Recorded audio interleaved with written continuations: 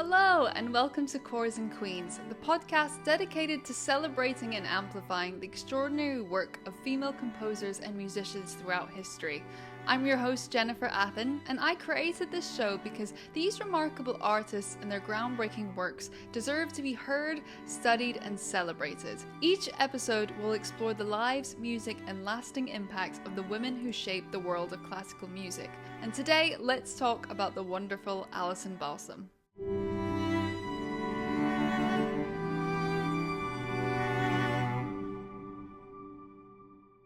To summarise for those who are maybe unfamiliar with her, Alison Balsom is an English trumpeter who redefined the role of her instrument on the world stage. She trained at the Guildhall School of Music and Drama, the Conservatoire de Paris, and she rose to prominence through the BBC New Generation Artist Scheme in the early 2000s, and went on to perform with leading orchestras including the London Symphony, the Philadelphia Orchestra, and the Los Angeles Philharmonic. Her acclaimed recordings for EMI classics, from Bach to Baroque repertoire to the Haydn and Hummel concertos, helped bring the trumpet into the mainstream classical spotlight. She commissioned and premiered new works, has directed the 2019 Cheltenham Music Festival, and received major honours including the Gramophone Artist of the Year in 2013, multiple Classical Brit Awards, and an OBE in 2016. Alongside her career, she's really championed music education and causes such as Brass for Africa. In 2025, after more than 2 decades at the top of her profession, she announced her retirement from solo performance, closing her performing career with a farewell at the last night of the proms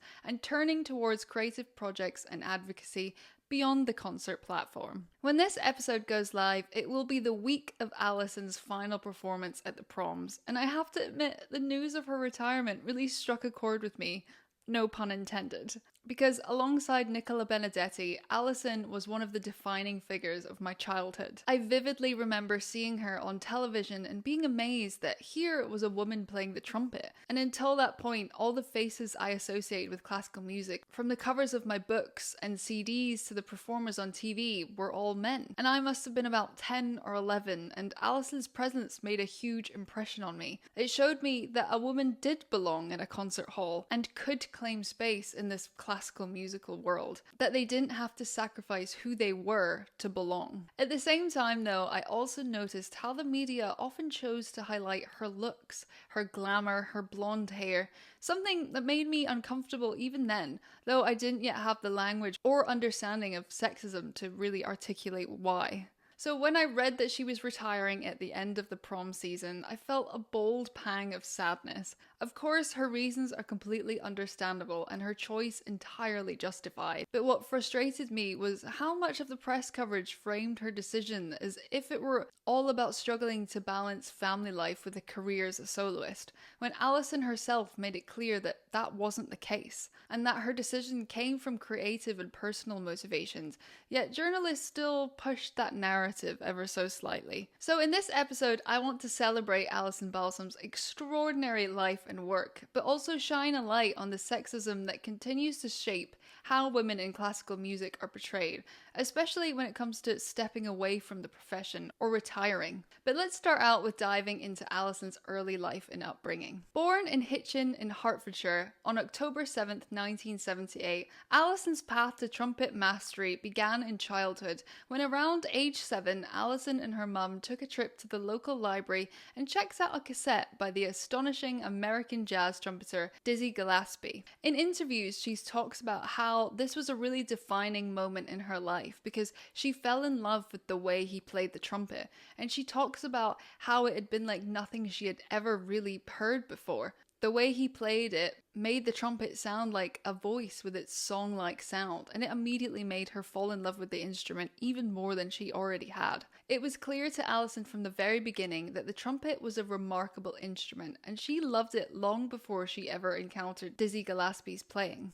But hearing him opened her ears to an entirely new world. He showed her that the trumpet's possibilities were endless, that it could cross genres, defy expectations, and do far more than simply blend into the back of an orchestra. Through this example, she realized that the instrument she had already fallen in love with could quite literally do anything. So she began taking trumpet lessons at the age of 7 at her school in Royston, which I believe she has said in interviews that actually her very first trumpet lessons at her state primary school were free, as she was offered the chance to try the instrument through the school music service, which meant there was no barrier to entry for her family. Later on, as she became more serious, she took private lessons and joined the Royston Town Band, playing both cornet and trumpet simultaneously. Playing the cornet she describes as like playing the quote-unquote violin role in the brass ensemble, carrying the melodies and learning to listen and blend with others.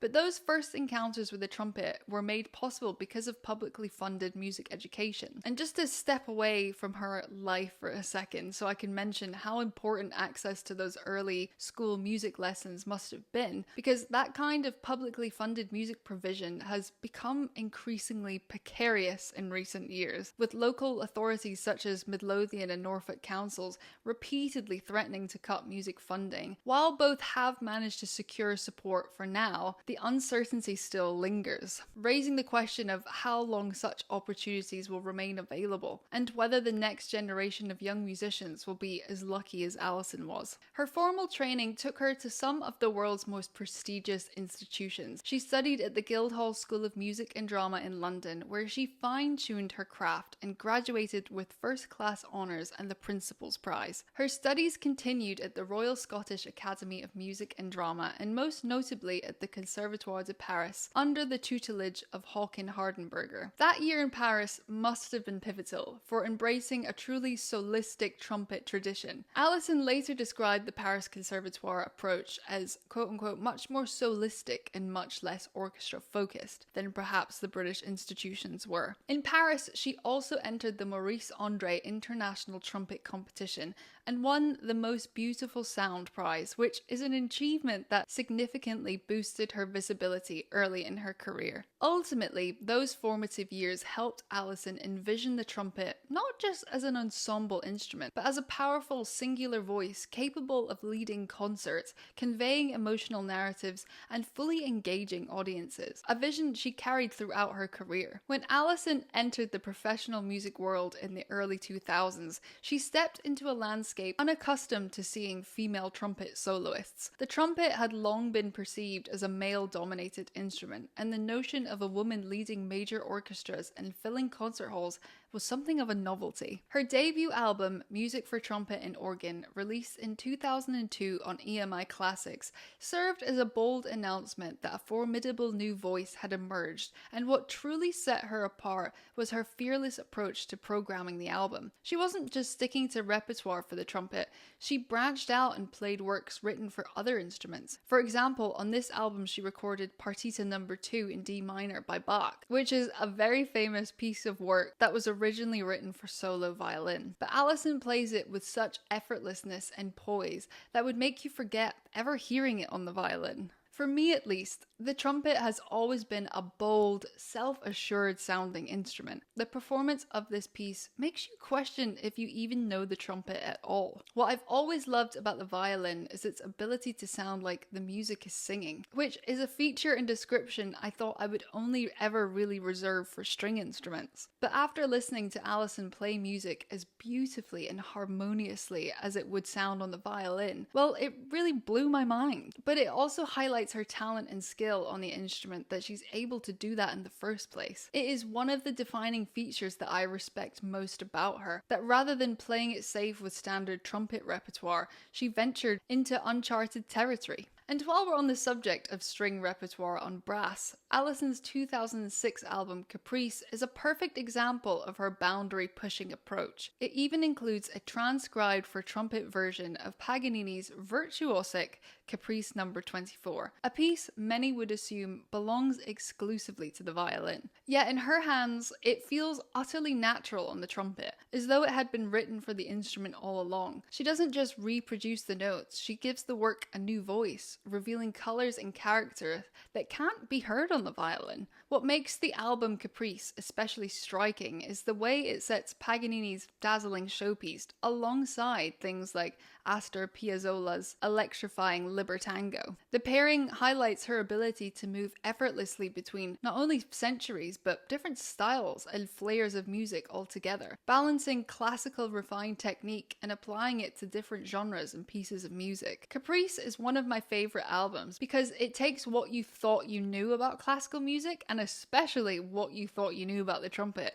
and basically just throws it all out the window. At the same time, her collaborations with period ensembles brought a thoughtful and historical lens to works by composers like Telemann, Haydn, and Hummel. Her true power lay in showing that dazzling technical brilliance could exist alongside a deep musical curiosity. What I find most admirable is the way she bridged eras, championing contemporary voices such as the world premiere of Thea Musgrave's Trumpet Concerto in 2019, written especially for her, might I add, while also breathing new life into long-neglected Baroque works. Whether performing work by Thea Musgrave or a Bach sonata, her playing makes the music feel alive and fresh, like you're hearing the instrument clearly for the very first time. Every performance becomes like a conversation and a chance to reveal fresh perspectives on a piece of music. One other standout example is her 2024 performance of Wynton Marsalis's newly composed trumpet concerto with the London Symphony Orchestra. She described the piece as, quote, the most important piece written for the trumpet in 200 years, end quote. Reviews praised not just her technical brilliance, but also her cool poise and presence during the concerto's diverse, statistically rich 6 movements. And this is from jazz and blues styles to even an elephant-inspired opening. There's actually a great video on YouTube that I will link in the description where Allison demonstrates the elephant imitation opening and just talks about essentially playing the piece. And it's a really fascinating watch. She released the album Quiet City in 2022, which explores 20th century American jazz music, and feature Copland's composition Quiet City, Bernstein's Lonely Town and Ives' The Unanswered Question, and even a trumpet-infused version of Rhapsody in Blue. And her most recent album, released in 2024, titled Baroque Concertos, features a wide variety of Baroque repertoire, from the opening piece from Vivaldi's L'Stravaganza Violin Concerto to Telemann's Oboe Concerto. And Allison told Apple Classical that, quote, choosing what to include on this album was an organic and painstaking but ultimately very rewarding experience that took place over a number of years.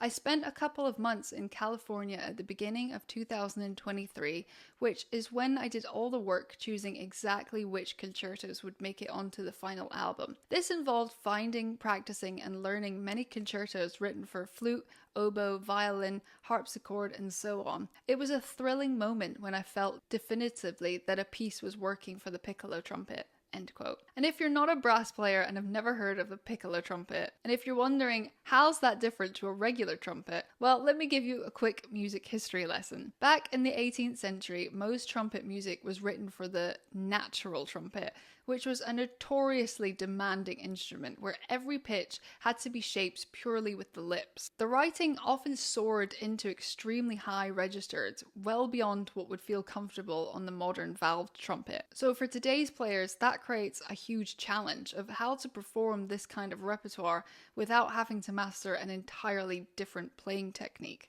And this is where something like the piccolo trumpet can come in handy, which is a smaller and higher valved instrument first championed and popularized by the great 20th century French trumpeter Maurice André. To say this was a difficult and tiring recording experience would be an understatement, as Allison even states, quote, the piccolo trumpet requires a different kind of stamina, and you can only really create the sweetest, best tone quality for a very short time. Just as I reached my physical peak for the day, the rest of the ensemble were really getting going and honing their performance. End quote. And the reason I even bring this up is to highlight how much effort and exertion went into creating this album. It wasn't a case of just rocking up to the studio after learning the repertoire and smashing out the recordings.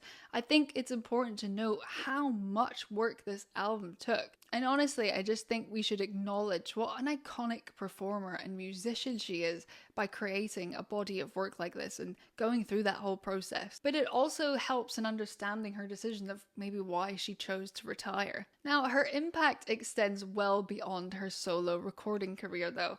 She became a visible figure in mainstream media, even appearing on popular TV shows like The David Letterman Show, for example, and even featuring at festivals and on documentaries and TV programs, making classical trumpet accessible to wider audiences while maintaining her artistic integrity. By pioneering new programming, demanding high-quality compositions, and bringing charisma and intelligence to her performances, she forged a path for other musicians. Young trumpet players, and especially women, could now see that it was possible to build a solo career playing the trumpet. Alongside touring the world as a soloist and releasing 15 albums, might I add, Allison has accumulated an impressive array of awards and accolades. She was named Young British Classical Performer at the Classical Brit Awards in 2006, won the Classic FM Listener's Choice Award at the Classic FM Gramophone Awards, and was twice recognised as Female Artist of the Year at the 2009 and 2011 Classical Brit Awards. Allison has also diversified her career beyond performance.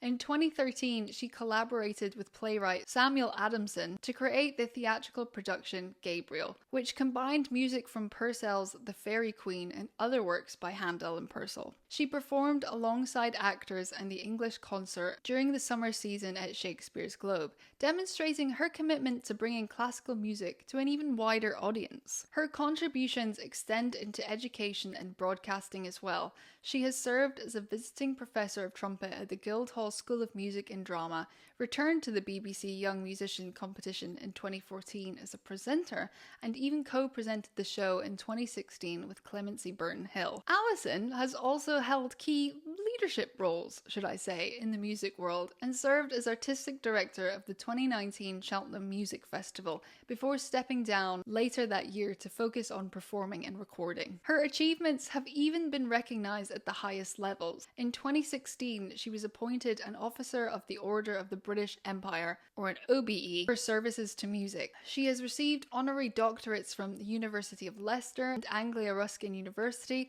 and is an honorary fellow at the Guildhall School of Music and Drama, really cementing her influence as both a performer and leading figure in British classical music. After reaching so many milestones in her remarkable and expansive career, Allison announced in 2025 that she would be retiring, with her final performance set for the last night of the BBC Proms. And it's hard not to pause and process that news. It's undeniably sad to see such a luminary performer step away from the stage. And like I said in the beginning, initially for me, the headlines hit hard, but reading her own explanations made her decisions kind of understandable. She spoke openly about creative exhaustion and the limitations of trumpet repertoire, and after decades of exploring nearly every corner of what the instrument can do, she felt she had reached a point where there was little left to discover beyond revisiting familiar works. And that reasoning really resonates deeply and, like I said, is understandable. Any musician can understand the challenge of transcribing old music or waiting for a contemporary composer to write something new. So her choice to step back feels like it's been thought through and is entirely valid. What struck me, however, was the way some of the articles seemed to frame her retirement. Many of these articles I read seemed to suggest she was stepping away because she couldn't balance touring with family life, repeatedly referencing her husband, the film director Sam Mendes. And this narrative persisted even though Allison herself repeatedly denied it, or at least denied that it was the reason she was leaving. For example, The Times asked, and quote, "So it's not becoming Lady Mendes that persuaded her to give up her career," end quote. To which she replied, quote, "I don't think that's changing me at all," end quote.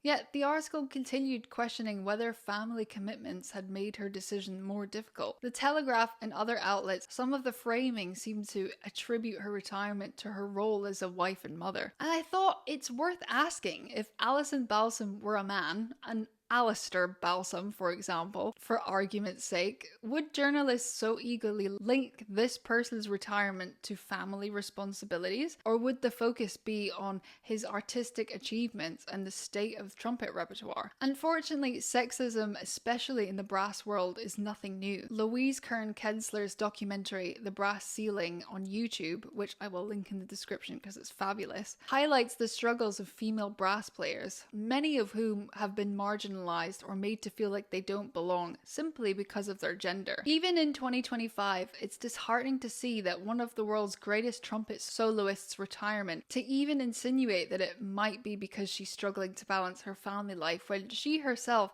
hasn't come out and exclusively said that's the defining reason, is quite strange to me. The narrative for me really overlooks the reality. Allison has explored virtually every facet of being a professional trumpet soloist. She has pushed the boundaries of the instrument, championed new works, and performed with extraordinary artistry over the years. Her retirement should be celebrated for what she has accomplished, not reframed to fit an outdated gendered assumptions about why a woman might step back from her career. Allison, in my opinion, is so much more than a musician. She actually changed how people think and listen to the trumpet. She proved that brass instruments could be just as expressive and versatile as any other family of instruments. Allison's influence on young musicians, especially women entering the brass world, is immeasurable. She didn't just break through that glass ceiling, or brass ceiling. She built a pathway for the next generation of female brass players to follow. Today's trumpet players, even regardless of gender,